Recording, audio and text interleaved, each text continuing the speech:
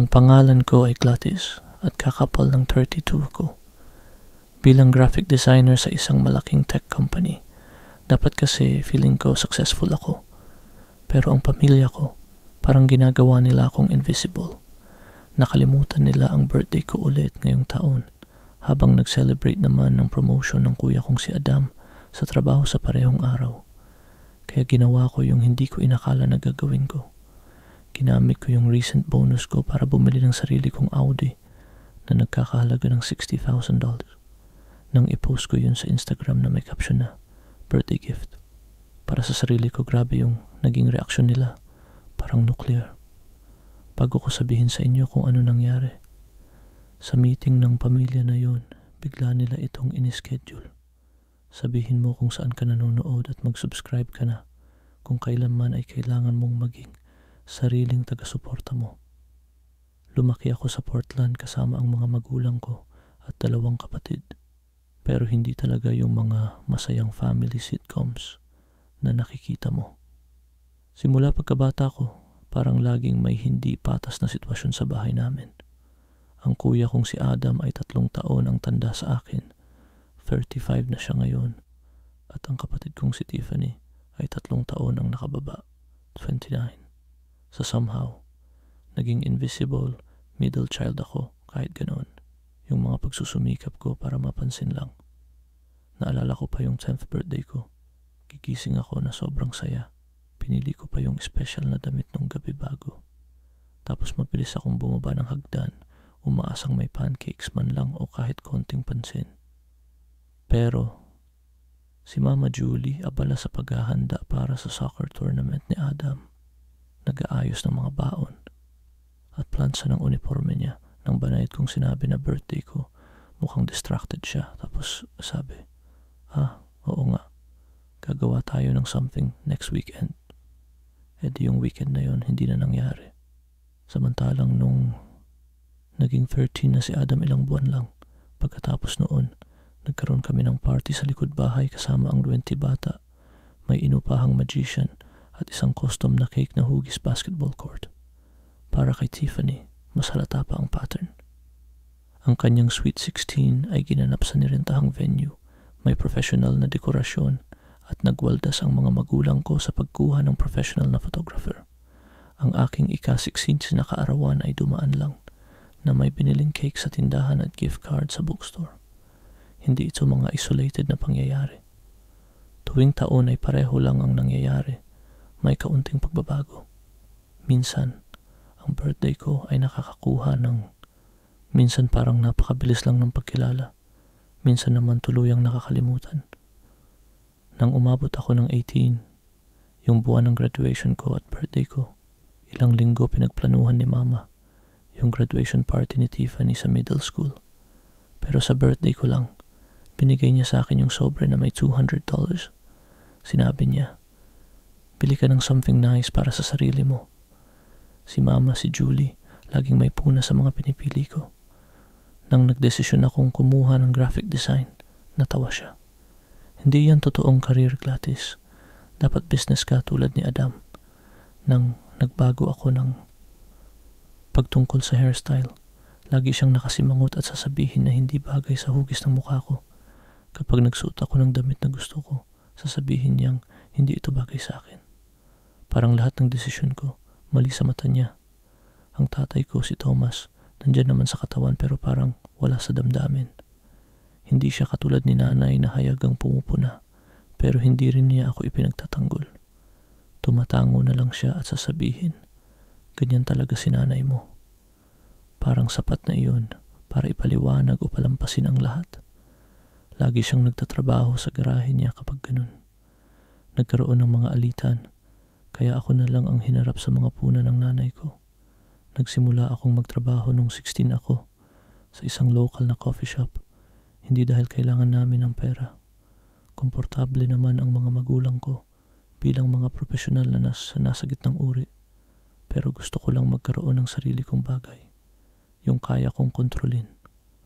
Nagtrabaho ako habang high school pa lang at inipon ko ang karamihan ng kinita ko. Nang dumating ang panahon ng aplikasyon sa kolehiyo, nag-apply ako ng scholarship at financial aid na halos walang tulong mula sa mga magulang ko kasi abala sila sa pagtulong kay Adam, yung mga aplikasyon niya sa business school. Yung tanging tao lang na laging naaalala ang birthday ko ay si Lola Margaret, nanay ng tatay ko. Tatawagan niya ako eksaktong 9:15 ng umaga, yung oras na ipinanganak ako, tapos kakantahan niya ako ng happy birthday. Nagpapadala siya ng mga card na may mga thoughtful na sulat at simpleng regalo na nagpapakita na kilala niya talaga ako. Naalala niya na mahilig ako sa watercolor painting, kaya pinagpadalhan niya ako ng mga quality na brush 1 taon. Alam niya na nagko-collect ako ng vintage postcards kaya naghahanap siya ng mga rare na postcard para sa collection ko. Nang pumanaw si Lola Margaret. 3 taon na ang nakalipas nang mawala ang isang miyembro ng pamilya na palaging nagpaparamdam sa akin na ako ay nakikita. Iniwan niya sa akin ang kanyang koleksyon ng mga art books at isang liham na nagsasabing huwag akong titigil sa paglikha ng kagandahan sa mundo. Sa burol niya, sinabi ng nanay ko na sobra daw akong drama kasi hindi ako makahinto sa pag-iyak. Sa paglipas ng mga taon, sinubukan kong harapin ng diretso ang hindi pagkakapantay-pantay. Nang ako ay 22, sa isang Thanksgiving dinner, mahinahon kong sinabi na nakalimutan nila ang kaarawan ko ng 3 taon sunod-sunod. Agad din na naging defensive ang nanay ko at sinabi niya na masyado siyang sensitibo at laging binibilang ang mga mali. Nakatingin lang si tatay sa kanyang plato. Mukhang hindi komportable si Adam, pero hindi nagsalita. Si Tiffany, na 19 pa lang noon, ang nagsabi, ewan ko, parang wala ka rin naman palagi. Parang ang layo-layo ko sa'yo kaya okay lang na pabayaan mo ako. Yung usapan na yun, pati na yung mga iba pang usapan tungkol sa amin bilang pamilya, walang patutunguhan. Lagi akong tinuturing na problema. Sobrang sensitibo, sobrang drama, sobrang nangangailangan. Pagkatapos ng ilang beses na pagsubok, tinigil ko na lang. Nang makatapos ako sa kolehiyo, nagdesisyon na ako. Lumipat ako ng 3 oras ang layo. Sapat lang para makabisita tuwing malalaking pista, pero sapat din para magkabuhay at magkaroon ng sariling hangganan. Nilimitahan ko ang mga bisita ko sa Thanksgiving, Pasko, at paminsang pamilyang okasyon tulad ng kasalan o espesyal na kaarawan, pero hindi yung sa akin mismo. Kahit sa mga limitadong pagkikita na ito, pareho pa rin ang nangyayari. Noong Pasko nung nakaraang taon, ginugol ng nanay ko ng 30 minuto sa pagpapaliwanag sa mga kamag-anak tungkol sa mga achievements ni Tiffany sa marketing job niya. Tapos tinanong ako, tapos ginagawa mo pa rin ba yung drawing thing mo? Trabaho? Ang kolehiyo ay naging takbuhan at hamon para sa akin. Nag-major ako sa graphic design sa Portland State University.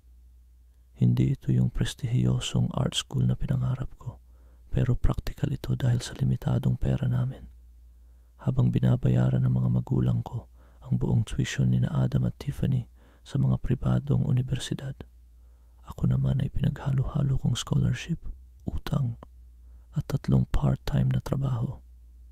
Barista tuwing umaga, sa library ng campus tuwing hapon, at weekend shifts sa isang print shop.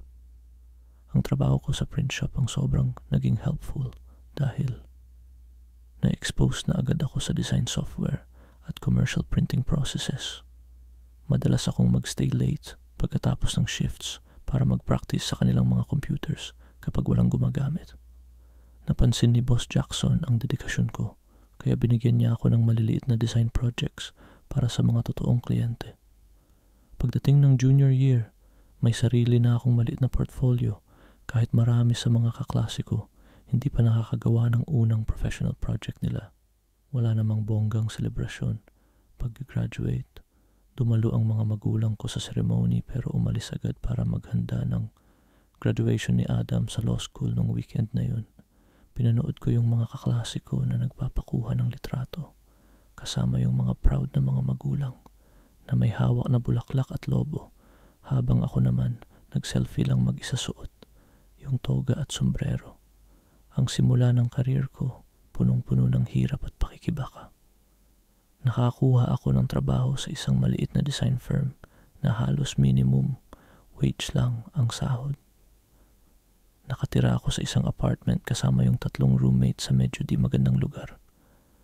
Madalas na gabi kumakain lang ako ng ramen noodles at nagtatrabaho sa mga freelance projects hanggang 2:00 ng madaling araw para lang makabayad ng renta. Tuwing tumatawag ako sa bahay nung panahon na yun, lagi kong inaayawan ng nanay ko yung sitwasyon ko. Ikinukumpara pa sa trabaho ni Adam sa law firm o kay Tiffany sa marketing ng isang kilalang kumpanya na parehong may magandang simula ng sahod. Pero nagbago lahat 5 taon na ang nakalipas ng mapansin ng recruiter ng TechVision, isang malaking tech company. Ang portfolio ko. Grabe yung proseso ng interview. 6 na rounds kasama na yung technical test at pagsusuri kung swak ako sa kultura nila. Nang dumating yung offer, triple ng kinikita ko dati yung sahod. Tumawag ako. Sinabi ko sa mga magulang ko ang balita. Pero ang unang sagot ng nanay ko, matatag ba yung company na iyan? Ang bilis kasi mag-hire at mag-fire sa mga tech na lugar. Sa TechVision, naranasan ko yung bagay na hindi ko pa naranasan dati.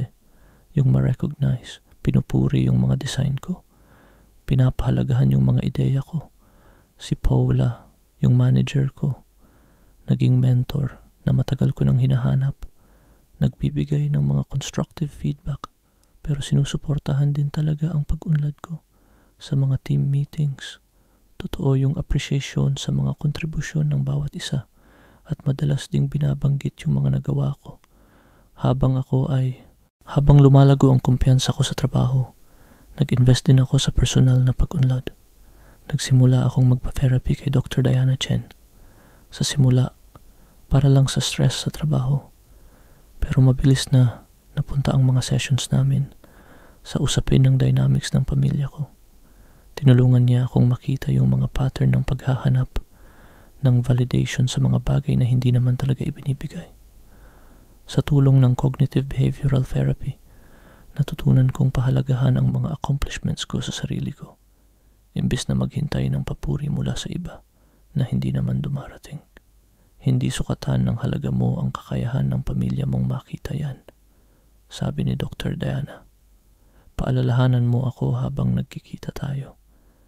Hindi mo kasalanan ang mga limitasyon nila. Nakabuo ako ng matibay na pagkakaibigan na naging pinili kong pamilya. Si Jasmine, isang content strategist na nakilala ko sa trabaho, ang naging pinakamalapit kong kaibigan na pinagkakatiwalaan. Si Zach, isang photographer na nakatrabaho ko sa mga proyekto, ang isa pang matibay na sumusuporta sa akin. Mayroon kaming lingguhang dinner nights. Nagdiriwang ng tagumpay ng bawat isa at nagbibigay ng balikat sa oras ng pagkatalo. Kahit lumalago ang pinansyal kong katayuan, nanatili akong simple ang pamumuhay. Nakatira ako sa isang maliit pero komportable akong 1-bedroom apartment. Nagdadrive ng 10 taong gulang na Honda at halos lahat ng kinikita ko ay ini-invest ko. Isang bakasyon lang ang ginagawa ko sa isang taon, kadalasan solo trip para mag-explore ng bagong lungsod at bumisita ng mga museo.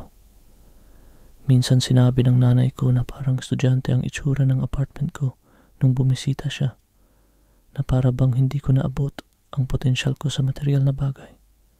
6 na buwan na ang nakalipas nang dumating ang pinakamalaking tagumpay ko sa trabaho.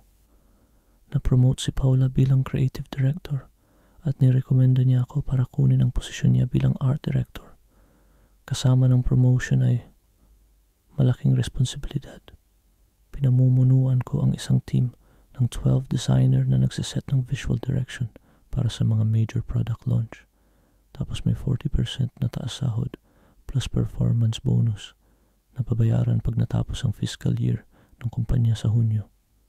Nang sinabi ko to sa pamilya ko sa isang Sunday call, sabi ng tatay ko, ayos yan mahal. Tapos mabilis siyang lumipat ng usapan tungkol sa iniisip ni Adam na bumili ng vacation house. Parang hindi napapansin yung mga achievements ko. Habang araw-araw naman pinapansin yung mga kapatid ko. Tinuturing na kahanga-hanga ang mga gawain. Hindi pa rin tuluyang naresolba ang hidwaan sa loob ng pamilya. Bahagi ng sarili ko ang patuloy na naghahangad ng pagsang-ayon mula sa magulang habang ang isa pang bahagi naman ay natuto ng tanggapin ang kawalan nito. Tinawag ni Dr. Diana ito bilang proseso ng patuloy kong pagluluksa sa relasyon ng magulang at anak na karapat-dapat sana pero hindi kailanman naranasan habang pinapalakas ko ang sariling pagtanggap na kailangan ko para umunlad. Habang papalapit ang Hunyo, ramdam ko na ang pamilyar na kaba tuwing kaarawan. Paparating na ang 32nd birthday ko sa ika-15 at kahit ilang taon nang may pagkadismaya, may isang maliit na tinig sa loob na sana naman ibang taon na to. 2 linggo bago ang birthday ko, sa monthly family video call namin, sinubukan kong sabihin na plano kong mag-leave sa trabaho sa birthday ko. Natahimik si Mama habang nag-scroll lang sa phone niya. Si Papa umungol lang na parang walang pakialam. Wala si Adam sa call. Tapos si Tiffany busy sa pagte-text. Wala naman nakapansin sa sinabi ko. 1 linggo bago ang birthday, nag-text ako sa family group chat. May plano ba kayo sa next Thursday? Special day kasi yun para sa akin. Sagot ng tatay ko, walang special dito. Wala namang sagot si nanay. Si Tiffany naman nag-reply. Late yung shift ko nung araw na yon, tapos may emoji na nagsushrug. Nagulat ako kasi nagtanong si Adam, anong meron sa Huwebes? Pero nung sinabi ko, birthday ko, like lang niya yung message, walang dagdag na reply. 3 araw bago, nag-send ako ng messages sa bawat isa sa pamilya. Kay nanay, sana makapag-usap tayo sa birthday ko sa Huwebes kung libre ka. Kay tatay, kahit anong oras. Baka naalala mo yung nangyayari sa Huwebes kay Adam at yung Tiffany, yung birthday girl. Tatanggap siya ng virtual coffee date sa Huwebes. Sagot ng nanay ko, susuriin niya ang schedule niya. Sabi ng tatay ko, susubukan kong tandaan. Hindi sumagot si Adam. Sabi ni Tiffany, ang daming nangyari nitong linggo. Magkita tayo soon. 1 araw bago ang birthday ko, na-deposito ang bonus ko sa account ko. Malaki yung halaga, $20,000 pagkatapos ng buwis, bilang pagkilala sa matagumpay na product launch campaign ng team namin. Binigyan ko ang sarili ko ng sandaling. Naramdaman ko yung pride bago pa man dumating yung pamilyar na takot tuwing birthday. Sa umaga ng 32nd birthday ko, nagising ako na walang kahit isang mensahe mula sa pamilya ko. Nag-ayos ako para sa trabaho. Naglaan ng konting extra time sa makeup at pinili ko yung paborito kong damit. Sinusubukan kong panatilihin yung tradisyon na pasayahin ang sarili kahit walang ibang gagawa nun para sa akin. Habang nasa trabaho, may nagdala ng cupcakes yung mga katrabaho at kumanta ng happy birthday. Dinala ko ni Paula sa lunch sa paborito kong sushi place. Binigyan ako ng team ko ng custom na illustrated poster. Sila ay lahat. Nakatulong ito para ipakita ang mga inside joke at mga makabuluhang sandali mula sa mga proyekto namin ng magkasama. Grabe, naantig talaga ako sa mga ito. Pero yung katahimikan sa phone ko, kung saan dapat may mga mensahe mula sa pamilya, ang lungkot na hindi ko matanggal sa puso ko. Nang 6:30 ng gabi, habang pinapainit ko yung hapunan para sa isa, naisip kong tingnan ang Instagram. Ang unang post sa feed ko ay galing sa nanay ko. Isang professional na litrato ni Adam na nakasuot na may caption. Sobrang proud ako sa amazing kong anak dahil sa promotion niya bilang senior partner, always. Alam ko talagang nakatakda kang maging dakila. Na-like ito ni Tiffany, ng tatay ko at ng maraming kaibigan ng pamilya. Ang oras ng pag-post ay 9:15 ng umaga. Eksaktong oras na ipinanganak ako, yung oras na palaging tinatawag ni Lola Margaret. Nakaupo ako sa sofa habang kinakain ng hapunan, nakalimutan ang lahat, nakatitig sa post. Hindi ito basta-basta lang.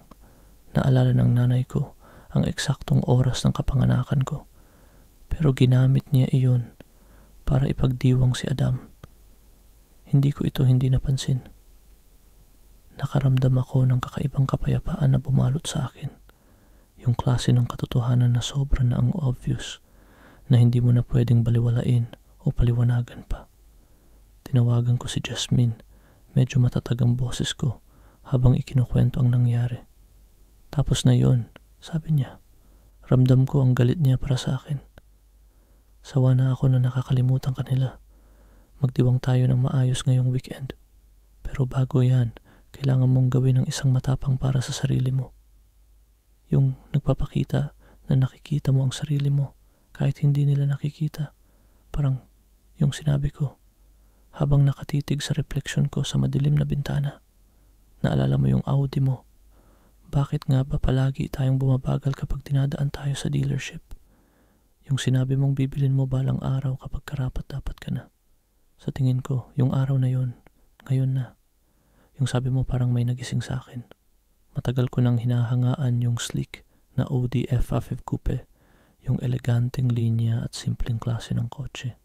Para siyang tagumpay na hindi nagpapakita ng yabang, achievement na hindi sumisigaw. Hindi ko kailanman seryosong inisip na bilhin yon. Sinasabi ko sa sarili ko na hindi practical, mahal, at para sa iba yon. Pero nung gabing yon, binuksan ko yung laptop ko at nagsimulang mag-research. Nagre-research ako. Dahil sa promotion ko, tumaas ang sweldo at may bonus pa. Talagang umubra ang mga numero. Matagal na akong nag-ipon ng maayos, namuhay ng simple, at may magandang credit. Sa calculator ng website ng Audi, lumabas yung monthly payments na kaya ko naman sa budget ko, lalo na kung maglalagay ako ng malaking down payment gamit yung bahagi ng bonus ko. Ginugol ko ang oras ko sa pagbabasa ng reviews, panonood ng mga video tour, at paghahambing ng mga features. Ang research na to ang nagbigay ng dahilan para kumilos. Naipon ko yung sakit ko para maging aksyon. Mga midnight na nang magpa-appointment ako sa dealership. Para sa susunod na araw, sinasabi ko sa sarili ko na nagpapalipas lang ako ng oras. Habang tulog na ako, napansin kong wala ni isa sa pamilya ko ang tumawag o nag-text. Lumipas na ang kaarawan ko. Tuluyan na silang nakalimot sa akin dahil sa tagumpay ni Adam sa trabaho. Pero sa unang pagkakataon, imbes na maramdaman ko yung dati, ng sakit ng pagiging invisible, may naramdaman akong bago, isang panibagong determinasyon. Kinabukasan ng umaga, nagising ako na nagtatanong kung impulsive pa talaga yung pag-set ko ng appointment sa dealership. Sa liwanag ng araw, magiging okay ba talaga ang ideya na bumili ng Audi? Parang nakakatawa ba? Pero habang naghahanda ako, nanatili pa rin ang determinasyon na naramdaman ko kagabi. Hindi ito tungkol sa sama ng loob o pagpapakita. Ito ay tungkol sa pagbibigay sa sarili ko ng respeto na hindi kailanman ipinakita sa akin ng pamilya ko. Dumating ako sa Portland Luxury Imports ng 10:30. Medyo naiiba ang pakiramdam ko sa gitna ng mga makinang nasasakyan. Lumapit sa akin ang isang sales agent na si Marcus na may ngiti sa mukha. Hindi naman siya agresibo sa pagbebenta na inaasahan ko. Nandito ako para tingnan ang A5 Coupe, sabi ko. Nagulat ako sa kumpiyansang narinig ko sa sarili ko. Ayos yan. Sino ang pipiliin mo? Sagot ni Marcus. Interesado ka ba sa standard model o yung S-Line package? Dahil sa pinag-aralan ko kagabi, ready na ako sa tanong na ito. S-Line na Quantum Gray kung meron kayo. Mukhang impressed si Marcus sa saya ng sagot ko, kaya dinala niya ako sa modelong swak na swak sa gusto ko. Mas maganda pa talaga yung kotse sa personal kaysa sa mga litrato. Ang kulay gray sa labas, may lalim at karakter na nag-iiba depende sa ilaw. Sa loob, slick na itim na leather na may brushed aluminum na accents. Wood. Gusto mo bang subukan ito? Tanong ni Marcus. Sa likod ng manibela, may iba akong naramdaman. Ang tahimik pero malakas na makina, ang dali ng control, yung pakiramdam na parang niyayakap ka ng kalidad na gawa, swak na swak lahat. Dumaan kami sa downtown Portland, sa tabi ng ilog, tapos paakyat sa mga burol. Umandar yung kotse ng maayos na parang ang luma kong Honda ay laruan lang kumpara dito. Pagbalik namin sa dealership, tanong ni Marcus, ano sa tingin mo? Sa tingin ko, usap tayo tungkol sa presyo. Sagot ko, nagulat pa ako sa sarili ko. Sa opisina, ipinakita ni Marcus ang impormasyon tungkol sa presyo. Ang base price ng sasakyan ay $58,000 At kasama ang mga options na gusto ko, umabot ito ng konti sa $62,000. Sa planong down payment kong $20,000, mas maganda pa ang financing terms kaysa sa inaasahan ko kagabi. Ito ba ang unang luxury vehicle mo? Tanong ng finance manager habang nire-review ko ang mga papeles. Oo, aminado ako. Matagal ko na itong inaasam. Congrats, sabi niya. Sabi niya ng tapat. Lagi namang espesyal kapag may taong binibigyan ng gantimpala ang sarili dahil sa pinaghirapan niya. Ang mga salitang yan ang lalong tumago sa puso ko. Kailan nga ba huling may nagbigay sa akin ng ganong pagbati sa pamilya namin? Kailan nga ba nila na-appreciate ang pinaghirapan ko at sinabing karapat-dapat akong gantimpalaan? Nakakatakot pero nakakapagpalaya ang pumirma sa mga papeles. Ito ang pinakamalaking pagbili na nagawa ko, pero kaya naman ito ng budget ko. Hindi ako pabaya o padalos-dalos. Gaya ng siguradong sasabihin ni nanay, gumagawa ako ng isang maingat na desisyon ang pag-invest sa kalidad at sa sarili kong kaligayahan. Nang ibibigay sa akin ni Marcus ang mga susi at samahan niya akong papunta sa bagong kotse ko, na ngayon ay nalinis na at nakahanda sa harap ng showroom, biglang sumabog ang damdamin ko na di ko inaasahan. Hindi lang ito basta kotse. Ito ang konkretong patunay na kaya kong ibigay sa sarili ko yung mga bagay na pinigil sa akin ng iba. Pagkilala, selebrasyon, gantimpala. Habang pauwi gamit ang bagong Audi ko para akong lumulutang, yakap na yakap ako ng leather seat. Pinapagana ng premium sound system ang mga paborito kong kanta. Sobrang linaw ng view na hindi ko pa naramdaman sa kotse dati. Sa mga stoplight, napapansin ko nang ngumingiti ako sa manibela na may naka-emboss na logo. Pagparada ko sa labas ng apartment ko, sandaling umupo ako para lang i-admire ang dashboard. Tapos kinuha ko ang phone ko at tinawagan si Zach, yung kaibigan kong photographer. Naalala mo ba yung palagi mong gustong mag-shoot ng luxury car para sa portfolio mo? Tanong ko. Paano yung brand new kong Audi A5? Dumating si Zach sa bahay ko within an hour. Dala pa yung professional camera equipment niya. Kami, ginugol namin ang susunod na 2 oras para hanapin ang mga perfect na lugar sa paligid ng kapitbahayan. Yung kotse na nakapark sa mga urban na background, katabi ng mga cherry blossom na namumukadkad, na tinatamaan ang huling sikat ng araw ng hapon na nagpapasilaw sa pintura. Ang ganda ng mga kuha na to, sabi ni Zach habang pinapakita sa akin ang mga preview sa camera niya. Ang angat mo rin kasi sa kotse, ha? Nakakakuha kami ng ilang shots na ako'y nakasandal sa hood, nakaupo sa likod ng manibela na bukas ang pinto, at nakatayo sa tabi ng kotse habang nakatingin sa malayo. Bihira talaga akong ma-professional ganito.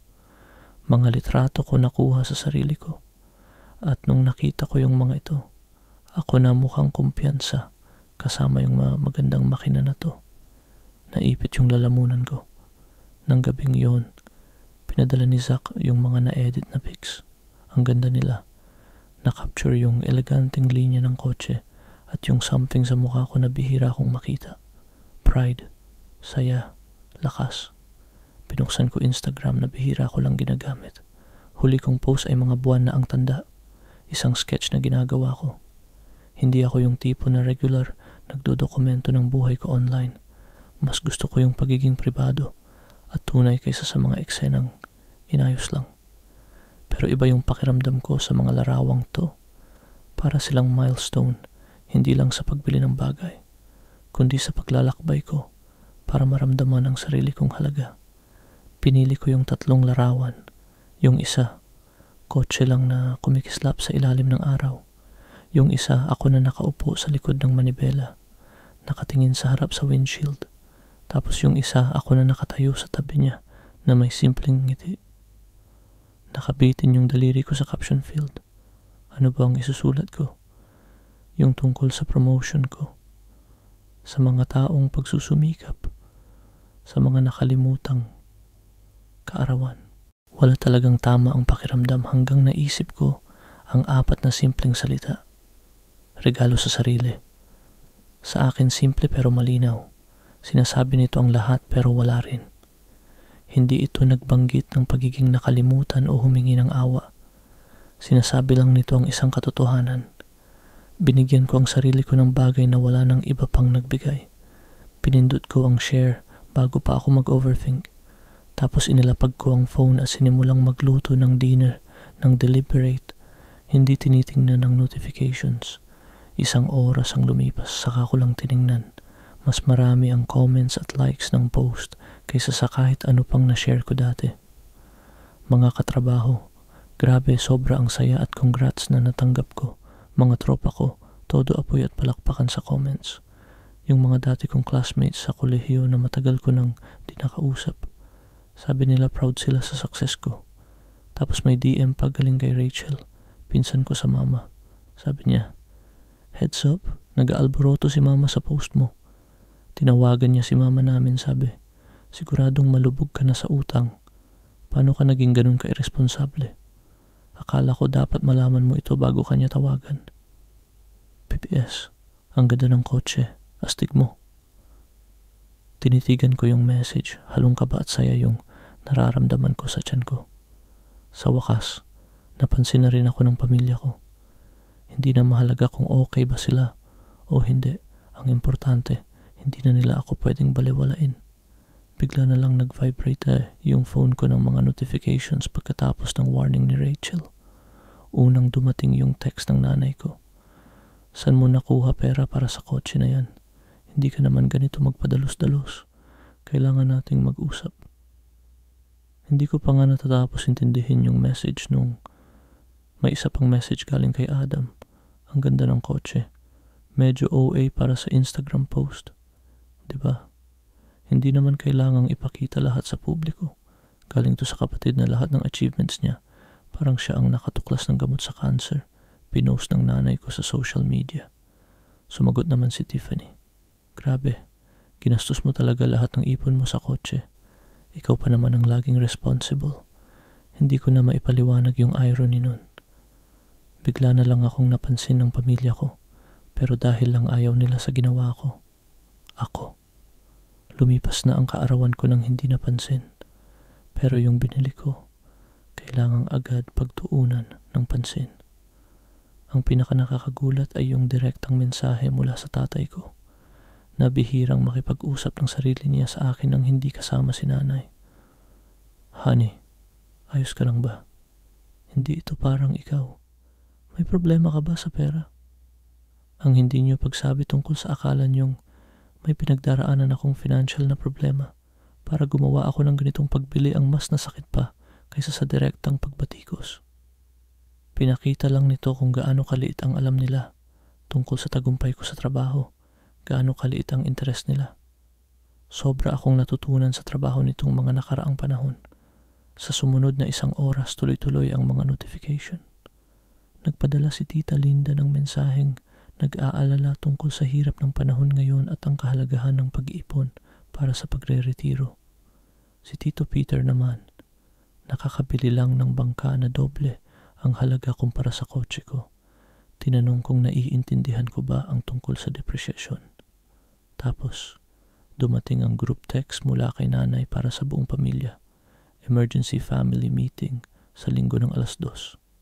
"Gladys, inaasahan ka namin doon. Kailangan nating pag-usapan ang mga bagong pangyayari." Huling beses na nag-convene ng emergency family meeting si mama ay nung nag-drop out si Tiffany ng 1 semester sa college para mag-Europa kasama yung dating boyfriend niya. Yung seryosong attitude niya sa pagbili ko ng kotse, parang ganun din kalala ang tingin niya. Tumunog yung phone ko, ringtone ni mama. Akala ko pabayaan ko na lang pumunta sa voicemail, pero naisipan kong sagutin siya ng diretso. "Hello ma. Gladys, anong iniisip mo? 60,000 para sa kotse? Nawala ba ang bait mo?" Walang bati, walang paunang salita, diretso na lang. Bigla ang tanong, "Ayos naman ako." "Salamat sa pagtatanong," sagot ko. Nagulat ako sa sarili ko dahil kalmado ang tono ko. "Kumusta ka? Huwag kang maging palaban sa akin. Saan ang galing tong pera? May utang ka ba? Nag-loan ka ba?" Huminga ako ng malalim. "Nay, nakakuha ako ng malaking promotion, 6 na buwan na ang Nakakakaraan na sinabihan kita noon. Nakakuha rin ako ng performance bonus nung nakaraang linggo. Matagal na akong nag-iipon. Wala akong ibang utang maliban sa student loan ko at kaya kong bilhin tong kotse nang hindi nahihirapan. Hindi naman kailangan ng kahit sino ng ganong kamahal na kotse. Sayang lang, at sa totoo lang, parang nagpapakita ka nga. Ang interesting, naisip mo yun, sabi ko, habang may kakaibang kumpiyansa na unti-unting pumapasok sa akin. Nang bumili si Adam ng BMW niya nung nakaraang taon, nag-post ka tungkol kung gaano ka proud sa success niya. Iba yun. Established na si Adam sa career niya. Ako, hindi pa. Art director ako sa isang malaking tech company. Nay, ako ang nagmamanage ng team na may 12 tao. 5 taon na ako sa kumpanya at tuloy-tuloy ang promosyon ko. Aba, napabuntong hininga siya. Halatang nagulat sa totoo kong kwento tungkol sa career ko. Kailangan pa nating pag-usapan to bilang pamilya. Linggo, 2 ng hapon, andyan ka. Bakit kailangan pang pag-usapan ng pamilya ang personal kong binili? Hindi ko naman naaalala na nag-meeting tayo nung bumili si Adam ng sasakyan. Hindi lang ito tungkol sa kotse, Gladys. Tungkol ito sa ugali mo nitong mga nakaraang araw. Yung caption mo tungkol sa regalo mo sa sarili mo, halatang may tinatago kang sama ng loob. Halos natawa ako. Totoo lang naman, Huwebes yung birthday ko. Wala sa pamilya ang nagpaalala o nagdiwang. Binili ko yung regalo para sa sarili ko. Sandaling katahimikan ang sumunod. Talaga bang nakalimutan niya o nahihiya lang siyang tawaging ganoon? Sobrang busy lang kami, sagot niya sa wakas. Malaking bagay kasi ang promotion ni Adam para sa amin lahat. Oo, nakita ko yung post mo tungkol doon. Ina-upload mo pa na nga ng 9:50 ng umaga sa birthday ko, yung eksaktong oras ng kapanganakan ko. Muling tumahimik. Linggo ng dus. Paulit-ulit niyang sinabi ng matatag, kailangan nating ayusin ang lahat ng ito. Pagkatapos kong mag-hang up, tinawagan ko si Dr. Diana. Nakinig siya habang ikinuwento ko ang mga usapan at ang halo-halong nararamdaman ko tungkol sa sitwasyon. Ano ang inaasahan mong makamit sa pagdalo mo sa meeting na ito? Tanong niya. Hindi ako sigurado, sabi ko. Bahagi ng sarili ko gusto na lang laktawan ito. Pero may isa pang bahagi na gusto pumunta at ipahayag ang totoo kong nararamdaman nang hindi umatras. Pareho naman yan na valid na pagpipilian, sabi niya. Kung pupunta ka, tandaan mo na hindi ikaw ang responsable sa reaksyon nila sa mga hangganan mo o sa tagumpay mo. Hindi mo problema ang pagiging hindi komportable nila sa independensiya mo. Kinugol namin ang natitirang bahagi ng session sa pagpaplano ng mga estratehiya para mapanatili ang emosyonal na hangganan habang ang meeting. Sa huli, nagdesisyon akong pumunta. Pero may mga hangganan akong itinakda kung ano lang ang pag-uusapan ko at hindi. Nang gabing yun, nakaupo ako sa bagong kotse ko sa parking garage. Hinahaplos-haplos ang manibela. Sa unang pagkakataon naintindihan ko ng lubos na ang pag-aproba ng pamilya ko ang tinatakbuhan ko. Pero malamang hindi ko talaga maaabot. Masakit pero nakakapagpalaya ang realization na yun. Dumating ang linggo na may halong takot at determinasyon sa sikmura ko. Pinraktis ko na ang gusto kong sabihin. Sabi ko sa sarili ko, handa na akong sagutin yung mga inaasahang kritisismo at may malinaw akong hangganan sa isip ko. Paulit-ulit sa utak ko ang sinabi ni Dr. Diana. Pupunta ka bilang adultong kapantay nila, hindi bilang anak na naghahanap ng approval. Mga 3 oras din ang biyahe papunta sa bahay ng mga magulang ko. Smooth na smooth ang takbo ng bagong Audi ko sa highway. Ang mga komportableng upuan ang nagpadali sa biyahe. Hindi katulad ng lumakong Honda na nakakapagod. Pinatugtog ko yung empowering na mga kanta sa premium sound system habang unti-unting tumataas ang kumpiyansa ko sa bawat milyang nilalakbay ko. Sa pamilyar na kalye ng bahay namin noong bata pa ako. Naramdaman kong bumilis ang tibok ng puso ko. Ang hanay ng mga nakaparadang kotse ang nagsabi sa akin na dumating na lahat. Sadyang ipinarada ko ang Audi mismo sa harap ng bahay kaysa itago ito sa kanto kasi may bahagi sa akin na gusto iyon. Hindi bagay na itago ang kotse. Simbolo ito ng tagumpay ko at pagpapahalaga sa sarili. Umupo muna ako sandali para mag-ipon ng lakas ng loob. Tapos nilakad ang maiikling daan papunta sa pintuan. Bago pa man ako kumatok, bumukas na ito at lumabas si tatay na nakatingin. Lagi na lang akong kinakabahan tuwing may tensyon sa pamilya. "Nandito ka," sabi niya. Halatang sinasabi lang ang obvious. Nasa sala ang lahat. Eksakto yung eksena sa isip ko. Nakaupo si nanay sa paborito niyang upuan, parang judge na nagmamanman sa korte. Nasa sofa sina Adam at Tiffany, parehong nakatingin sa phones nila pero tumingala nang pumasok ako. Puno ang mga upuan ng mga tito, tita at mga pinsan, kasama si Rachel na bahagyang tumango bilang suporta. Tumigil lahat ng usapan nang pumasok ako. Ilang pares ng mata ang mabilis na tumingin sa bintana kung saan kitang kita ang Audi ko. Tapos bumalik sa akin na may halong hindi pagsang-ayon at pagkamausisa. "Gladys, salamat at dumating ka." Seryoso ang sabi ng nanay ko. "Parang business meeting ito, hindi family gathering. Nag-aalala kami sa mga desisyon mo kamakailan." "Ano bang mga desisyon?" tanong ko. Nanatiling nakatayo imbes na umupo sa nag-iisang bakanteng upuan na maglalagay sa akin sa gitna ng usapan. "Siyempre yung kotse," sagot niya. Itinuturo ang bintana. Napakalaking halaga ng 60,000 pounds para gastusin ng padalos-dalos. Hindi yun padalos-dalos, mahinahong pagwawasto ko. Matagal ko nang hinahangaan yung modelong yun. Pinag-aralan ko ng mabuti at siniguradong pasok yun sa budget ko bago bumili. Pero yung timing, panghimasok si Adam. Pagkatapos lang ng birthday mo, tapos yung caption pa, para kang nagpapahiwatig ng something. "Oo, nagpapahiwatig ako," sabi ko. "Pero hindi yung iniisip mo. Ipinagdiriwang ko ang sarili ko at ang aking mga nagawa ko kasi parang wala namang ibang interesado sa pamilya natin na gawin yun." Biglang tumahimik ang kwarto. Ang labi ng nanay ko ay nakapikit at manipis na linya. "Hindi patas yan," sabi niya sa wakas. "Palagi naming sinusuportahan ka." "Totoo ba?" tanong ko ng kalmado. "Kailan ba ang huling beses na naalala niyo ang kaarawan ko o ang promosyon ko? 6 na buwan na ang nakalipas o kahit anong profesional na nagawa ko sa loob ng 10 taon. Napagalaw si tatay ng hindi komportable. Bigla namang naging interesado si Tiffany sa mga kuko niya. Nakapikit si Adam. Nakataob ang mga braso niya. Hindi naman kami manghuhula. Sabi ni nanay, "Kung gusto mo ng birthday celebration, sana sinabi mo ng diretso." Halos natawa na ako. Ilang beses pa nga. Nabanggit ko yung birthday ko sa family call natin. 2 linggo na ang nakalipas. Nag-text ako sa group chat tungkol sa espesyal na araw na paparating. Nagpadala pa ako ng messages isa-isa sa bawat isa sa inyo pero wala pa rin. Sabi ni nanay, sobrang busy daw tayo lahat. Malaking event daw ang promotion ni Adam. Oo nga, nakita ko naman yung post mo sa Instagram tungkol dun.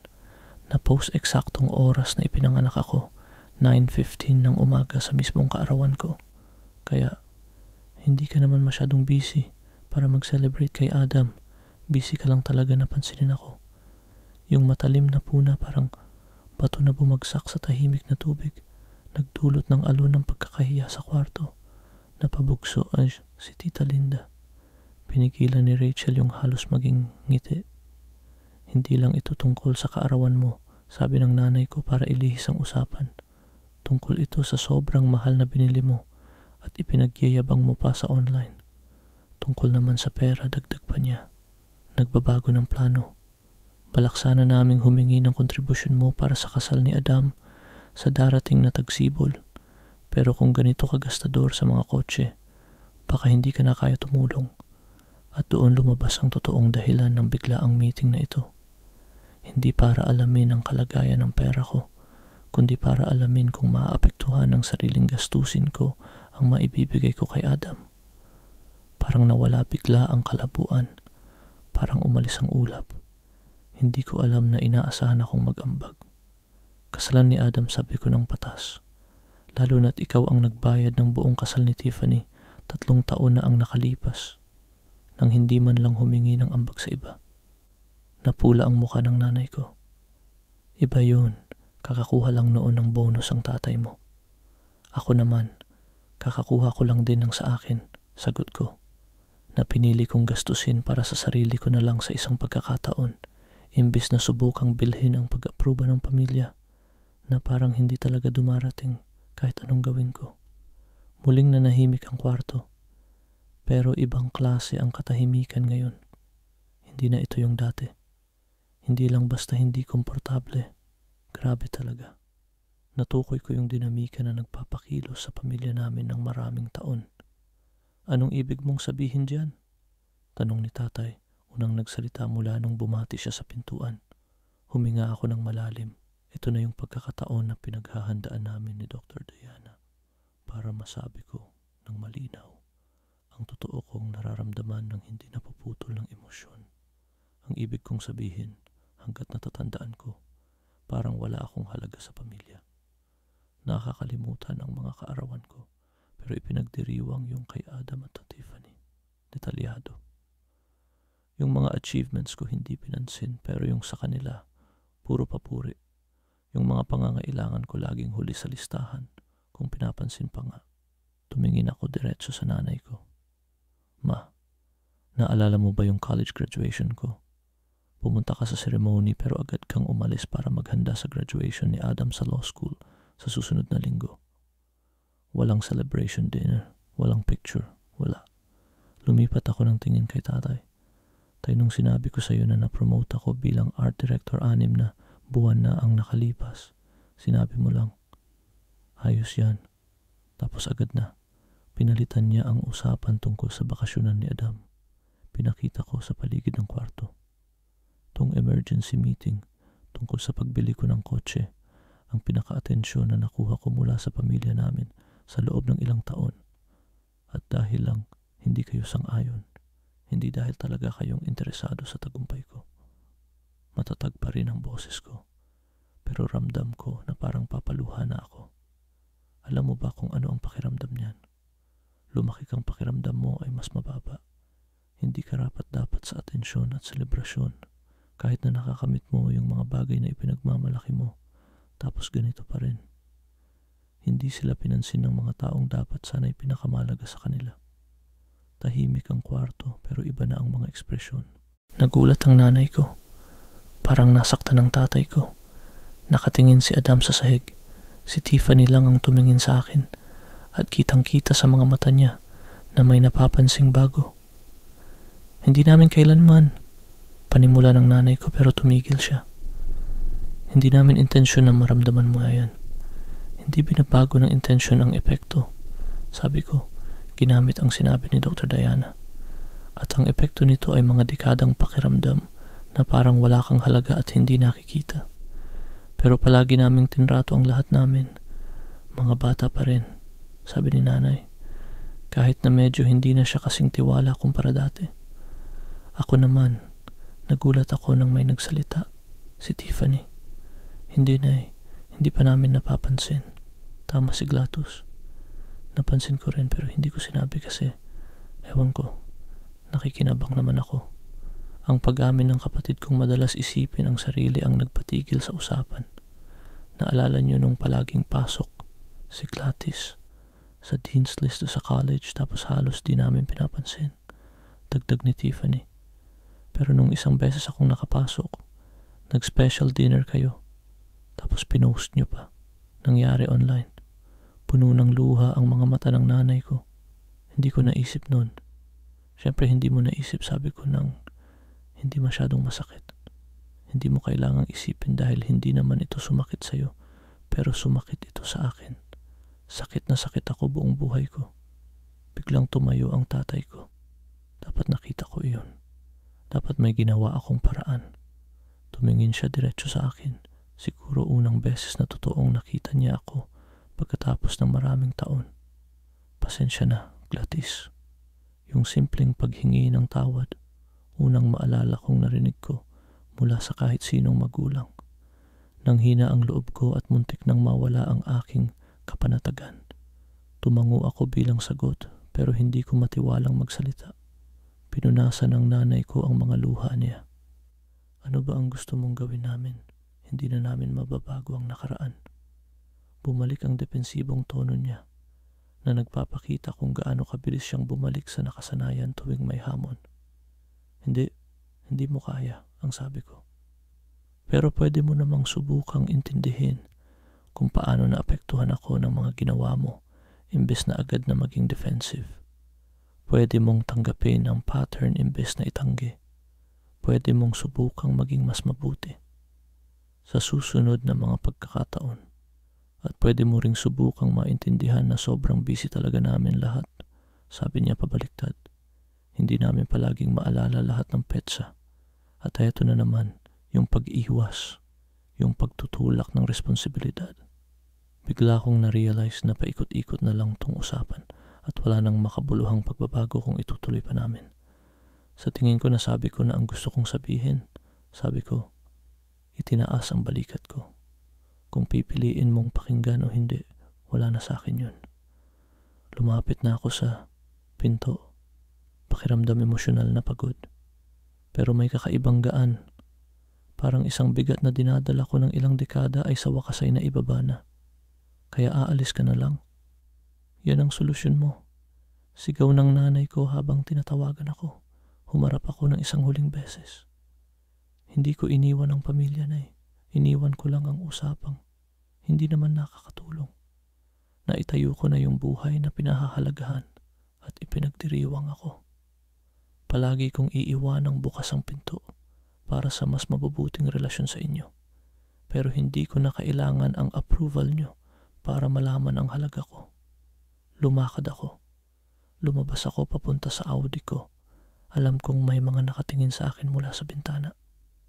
Habang umaandar ako palayo, hindi ko naramdaman ang tagumpay o kawalan ng pag-asa, kundi isang tahimik na katiyakan na sa wakas ay naipahayag ko na ang aking katotohanan pagkatapos ng maraming taong panunumbat. Pagkatapos ng family meeting, sobrang emosyonal ako.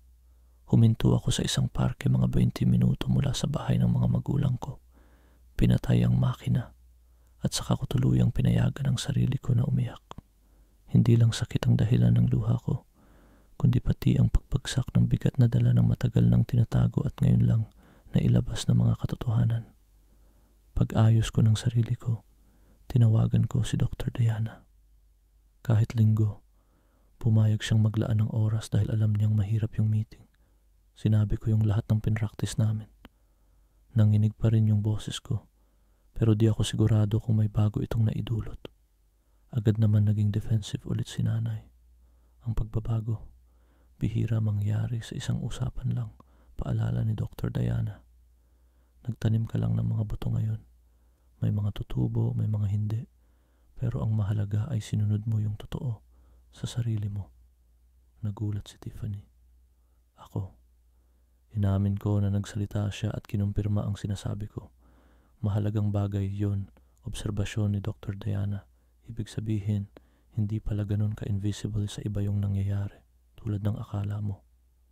Ginugol namin ang susunod na 30 minuto sa pagproseso ng karanasan, pagtukoy ng mga sandali ng lakas at linaw, at pagpaplano ng mga paraan para alagaan ang sarili sa darating na linggo.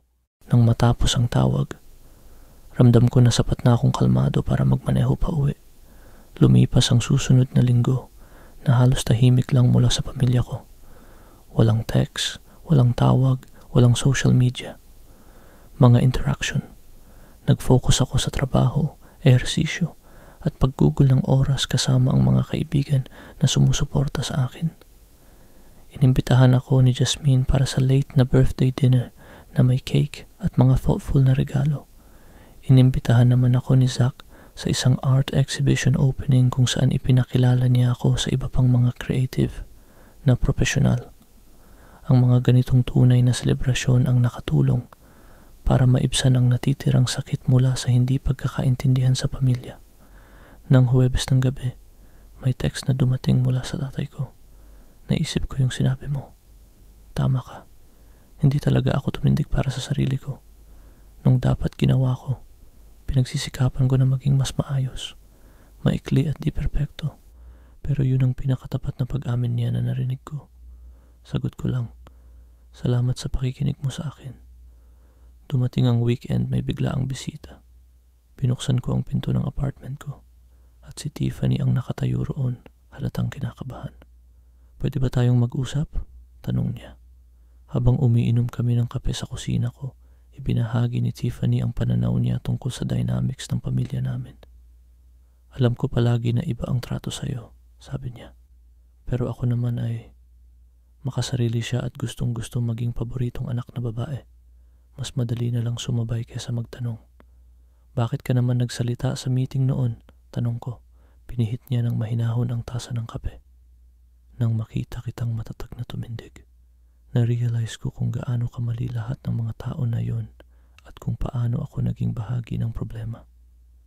Ang usapan namin ang nagbukas ng bagong yugto sa aming relasyon bilang magkapatid. Sa unang pagkakataon, nagkwentuhan kami bilang mga adults, hindi bilang mga nagkakompetensyang humahanap ng atensyon ng magulang. Nagtanong siya ng mga tunay na tanong tungkol sa trabaho ko, sa mga kaibigan ko at sa buhay ko. Ganoon din ang ginawa ko para sa kanya. Nang umalis siya pagkatapos ng 3 oras, nagyakapan kami. Hindi yung tipong para lang sa formal na pagtitipon ng pamilya, kundi yung totoong yakap. 2 linggo pagkatapos ng pagkikita namin, tumawag na ang nanay ko. Inihanda ko ang sarili ko, pero sinagot ko pa rin. Gladys, sabi niya na medyo nag-aatubili ang boses niya. Pinag-iisipan ko talaga ito. Hindi ito buong paghingi ng tawad o ganap na pag-amin, pero may bagay na sinabi siya. Inamin niyang baka nagkaroon siya ng pabor-pabor sa mga nakaraang taon. Sabi niya, hindi niya sinasadya talaga. Inamin niyang nakalimutan niya ang birthday ko ngayong taon, pati na rin ang ilang iba pa.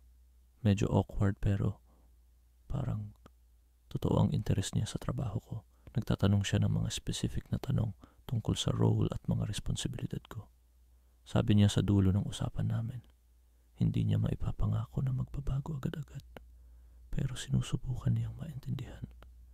Hindi ito yung lahat ng inaasahan ko, pero higit pa ito sa inaasahan ko.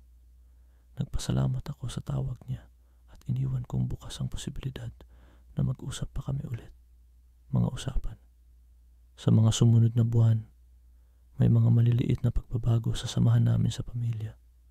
Nagsimulang mag-text ang nanay ko kahit kailan lang, hindi lang kapag may kailangan siya. Tumawag ang tatay ko, mag-isa, para kumustahin kami. Ito ang unang beses sa loob ng maraming taon na ganito. Si Adam naman, matapos ang distansya sa simula, ay nagpadala ng medyo formal pero taus-pusong email na nagpapakita na napansin niya ang hindi pantay na atensyon sa pamilya at humingi ng paumanhin na hindi niya ito nauna na napansin. Hindi ito mga malalaking pagbabago, pero may nangyari. Lumilitaw pa rin yung dati-dating gawi tuwing may holiday gatherings. Paminsan-minsan, may mga bastos pa ring sabi si nanay tungkol sa trabaho ko, pero may malaking pagbabago na. Hindi ko na tinatanggap yung mga ganong moments bilang sukatan ng halaga ko. Para sa akin, patunay lang yon na may kakulangan yung pamilya namin, hindi ako. Ang therapy sessions ko kay Dr. Diana hindi na nakatuon sa paghilom ng mga sugat sa pamilya kundi sa pagbuo ng pangarap para sa hinaharap. Tinalakay namin kung ano ang gusto ko sa mga relasyon, pag-unlad sa career at personal na paglago. Ngayon na hindi na ako masyadong nagsasayang ng enerhiya sa paghahanap. Dahil sa paghahanap ng pagkilala mula sa mga taong malabong magbigay nito, lumago ang circle ko ng mga kaibigan habang mas naging bukas ako sa mga bagong kakilala. Sumali ako sa Weekend Art Collective, kung saan gumagawa ako ng personal na likha na hiwalay sa professional kong design career. Nagsimula akong mag-mentor ng mga junior designers at nakahanap ng hindi inaasahang kasiyahan sa pagtulong sa iba na makita at paunlarin ang kanilang mga talento. 6 na buwan matapos kong bilhin ang Audi ko, nararamdaman ko pa rin yung kilig tuwing nakikita ko ito sa parking lot o kapag nakasakay ako sa loob. Naging higit pa ito sa isang sasakyan para sa akin. Hindi lang basta sasakyan, kundi isang konkretong paalala ng kakayahan ko na ipagdiwang ang sarili ko. Kilalanin ang mga nagawa ko kahit hindi ito napapansin ng iba. Nang papalapit ang ika-30 ko na kaarawan, nagdesisyon akong mag-host ng sarili kong selebrasyon. Isang dinner party sa apartment ko, kasama ang mga kaibigan na naging parang pamilya ko na. Nagpadala ako ng imbitasyon sa mga magulang at kapatid ko nang walang inaasahan. Simpleng pagbibigay ng pagkakataon na makiisa sa saya ko kung gusto nila. Sa gulat ko, dumating silang lahat. Nagdala ang nanay ko ng cake na binili sa tindahan, hindi gawa sa bahay tulad ng dati. Palaging para kay Adam at Tiffany. Pero kahit ganon, gesture pa rin yun. Binigyan ako ng tatay ko ng card na may heartfelt na sulat sa loob. Maaga dumating si Tiffany para tumulong magdekorasyon. Kahit si Adam, nag-effort din. Nagdala ng isang libro na pinili niya ng maayos mula sa paborito kong artist. Hindi perpekto ang gabi. Paminsan-minsan lumilitaw pa rin yung mga lumang dynamics sa likod ng lahat. Pero nung tiningnan ko yung halo-halong grupo ng pinili at tunay na pamilya na nagsalo-salo, kumakain at nagkukwentuhan sa bahay ko, ramdam ko yung malalim na kapayapaan. Ginawa ko yung selebrasyong ito para sa sarili ko at pinuno ko ito. Kasama ang mga taong pinahahalagahan ako at inimbitahan ang pamilya ko na sumama, hindi bilang tanging sukatan ng halaga, kundi bilang mga kasama sa isang buhay na puno na. Ang pinakamahalagang relasyon na pinangalagaan ko ay yung sa sarili ko. Natutunan kong makita ang halaga ko ng malinaw kahit hindi ito nakikita ng iba.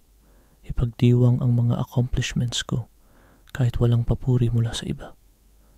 Magtakda ng boundaries ng walang pakiramdam ng guilt. Bigyan ang sarili ko ng pagkilala na karapat-dapat. Nang umalis ang bisita ko nung gabing yun, huminto ang nanay ko sa pintuan. Naitala ko na ang birthday mo. May 3 iba't ibang paalala sa kalendar ko. Sabi niya na may maliit na ngiti. Hindi na ako makakalimot. Maliit lang yon, pero sa kwento ng mga pinagdaanan namin, parang napakalaki. Mula sa paghahanap ng pag-aproba hanggang sa pagbibigay nito sa sarili ko, hindi ito naging diretso o madali. May mga kabiguan, mahihirap na usapan, at mga sugatang hindi pa gumagaling. Pero nung nakatayo ako sa doorway ko nung gabing iyon, naintindihan ko na ang relasyon sa pamilya ay palaging gawa pa lang. Komplikado, hindi perpekto, at patuloy na nagbabago. Yung nagbago ng tuluyan ay ang sarili ko. Pag-asa ko sa kanila para sa aking pagkakakilanlan. Natutunan ko marahil ang pinakamahalagang aral. Ang relasyon na sa huli ay magtatakda ng iyong kaligayahan ay yung relasyon mo sa sarili mo. Naranasan mo na bang maging pinakamalaking taga-suporta mo kapag nakalimutan ka ng iba na ipagdiwang? Ikwento mo sa comments sa ibaba. Kung nakarelate ka dito, paki-like at subscribe para makinig pa sa mga kwento tungkol sa paghahanap ng lakas sa gitna ng mga pagsubok sa buhay. Salamat sa pakikinig sa kwento ko. At tandaan, minsan, ang pinakamagandang regalo na pwede mong ibigay sa sarili mo ay hindi material na bagay, kundi ang pagkilala sa sariling halaga mo. Musika.